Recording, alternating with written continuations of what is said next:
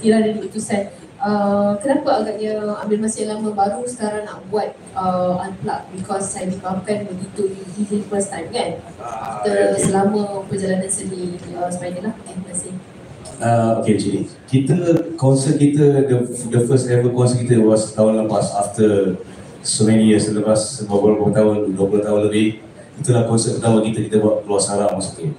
Dan saya percaya setiap artis tu dia ada masa dan dia punya time dia sendiri. Bila masa dia sampai dan dia itu masa bila masa sampai dan buatlah. Dan mungkin percubaan untuk kita masa-masa dulu nak buat konsert tu tak berapa nak jadi. Saya anggap itu satu benda mungkin belum masak lagi lagu. Sebab untuk mengendalikan konsert ni bukan satu perkara yang mudah lah untuk saya. Okey, baik. Mungkin kita ada satu soalan untuk Encik Fendi. Encik Fendi, kita ada baca dekat sini kita ada tulis Encik Fendi yang melamar kumpulan Spider untuk konsert kali ini. Boleh tak bagi tahu dekat kita semua, kenapa Spider? Apa yang Encik Fendi nampak? Kenapa Spider ni agak susah lah. Nanti kalau kita cakap Spider the best sangat kan, orang lain kecil hati. Ini gurau-gurau. Maksudnya bila kita fikir, bila come out dengan Spider ni, dia ada satu benda yang dia very catchy, music dia dan lain daripada yang lain lah, daripada band-band yang ada ni. Dan kenapa bila ideas come out juga, bila kita nak buat Spider, dan kita just berbincang dengan Spider dan even Tam sendiri come out dengan, why don't kita come out dengan Unplugged, something yang benda yang baru, dan kita dapatkan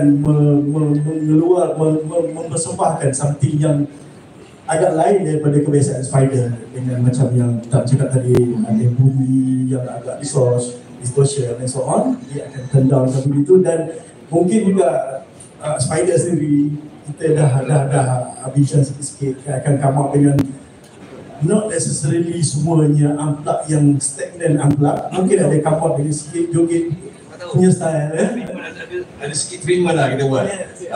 Something yang benda yang memang kena look forward pada dia, bukan just normal Unplugged yang biasa. Dia banyak idea yang tengah bercambah daripada time to time. Tengah macam-macam. Jadi kita percaya Spider akan come out dengan something yang sangat best untuk Spider Unplugged ni. Dia tidak benda yang biasa. Dia bukan akustik yang biasa. Dia akan come out dengan satu benda yang best. Baik, kita sama-sama nantikan. Ada lagi soalan daripada rakan media? Tu. Kejap. Okey, Assalamualaikum. Saya Raja Yusuf Arifin, panggung kita. Saya ada pernah dengar seorang penyanyi terkenal, tak sebut nama lah. Dia kata dia takut sangat kalau nak nyanyi Unplugged lah, sebab suara jelas dengar, kalau salah ke semua kan. Kalau tak sedap ke, memang kedengaran lebih lah kan. Tapi penyanyi ni sedap tu, dia orang terkenal lah. Macam mana pendapat Spider tentang ni lah? Adakah rasa macam itu, ada tak rasa macam tu juga? Sama, saya pun feel macam penyanyi tu juga. Mungkin abang boleh bagi tahu nama? Tak payah. Okay.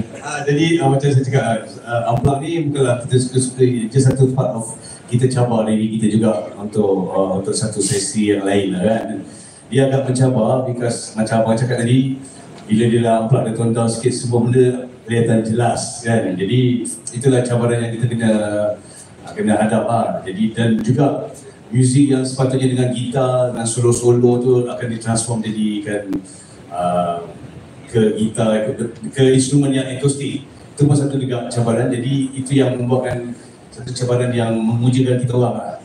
So kita ambil cabaran itu buat konsert itu. Okey, baik. Kaja? Assalamualaikum. Nak tanya, konsert ni berapa durasinya dan berapa lagu, dan ada tak macam Spider akan surprisekan ada artis sebutan ke, nak selit-selit? Tak tahu juga, benda ni masih lagi kita ada masa lagi untuk kita fikirkan apa lagi yang untuk kita spice up the concert tu. Jadi kita ada macam-macam lah, macam Abang Fendi tadi cakap kan, bila dia Unplugged ni ada beberapa idea yang macam kita nak buat. Kita tak ada lagu tu, kita tak ada dalam lagu straight. Mungkin kita buat, mungkin kita selitkan bentuk joget ke, kita buat inangkan sikit ke, ataupun tengoklah apa jadi. Dan kalau ada artis pula, kita tak tahu lagi siapa